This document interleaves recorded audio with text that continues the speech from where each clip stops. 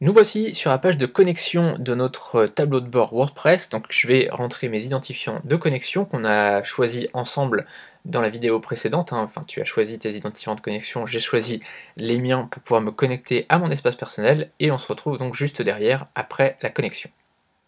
Nous voici maintenant sur le tableau de bord de WordPress, je vais tout te présenter en détail. Donc on va commencer par, tu vois, tout en haut à gauche, on a une possibilité d'aller sur notre site directement. Donc on va y aller sur un nouvel onglet, et on va voir donc notre site. Ça y est, donc il est créé, et donc on peut voir tout simplement le titre, la petite baseline, le petit slogan qu'on avait mis, et puis tu vois, on a notre site. Pour l'instant, évidemment, il n'y a pas de contenu, il y a juste un article de base, et puis notre menu de droite qui est évidemment pour l'instant assez random, pas très joli, c'est pas grave, on va améliorer tout ça. Tu vois que là il y a un petit lien, évidemment tout ça on va le retirer par la suite. Mais tu vois déjà, le thème de base il est plutôt sympa par rapport à avant c'était une catastrophe les premières versions, maintenant tu vois que c'est plutôt sympa. Donc par défaut, WordPress va nous proposer plusieurs choses comme personnaliser notre site, etc., etc. Ça sert à rien, on va pouvoir fermer puisque tout ça on va le voir ensemble. Là tu vois qu'il nous dit Allen Solutions. Alors là vu que je viens de créer le site avec mon adresse mail, du coup c'est rattaché à mon adresse mail, j'ai une petite photo, toi tu n'en auras peut-être pas, je te montrerai dans la vidéo d'après comment relier une photo à ton adresse mail. On verra ça donc dans la vidéo d'après.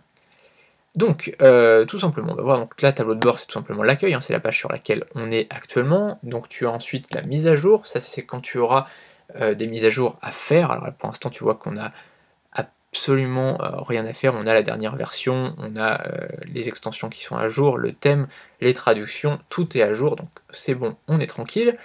On peut aller voir maintenant les articles. Alors articles, je vais te présenter un petit peu ce que c'est que la différence entre les articles et les pages. En fait, les articles, c'est tes articles de blog, d'accord? Imaginons, je sais pas, que tu aies un blog sur la cuisine pour apprendre aux gens comment cuisiner, ça peut être possible, ça peut être une niche qui peut être intéressante. Et bien ce que tu vas faire, c'est que tu vas avoir la possibilité de créer des articles, d'accord? Donc là, tu fais ajouter par exemple un article, et tu vas mettre ton titre, donc là, le titre, là tu vas mettre ton texte. Hop, je vais pas me prendre la tête, je vais juste écrire texte. Ensuite, par exemple, tu peux ajouter des titres H2, etc. Mais ça, je te présenterai tout ça quand on créera un article ensemble. Donc là, H2, je sais pas, je vais mettre sous-titre, par exemple.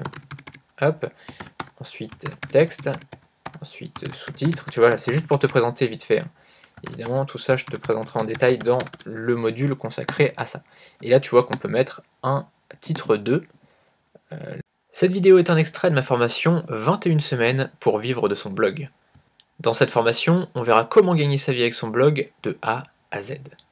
J'ai préparé une présentation complète de cette formation, le lien est sous cette vidéo, à tout de suite.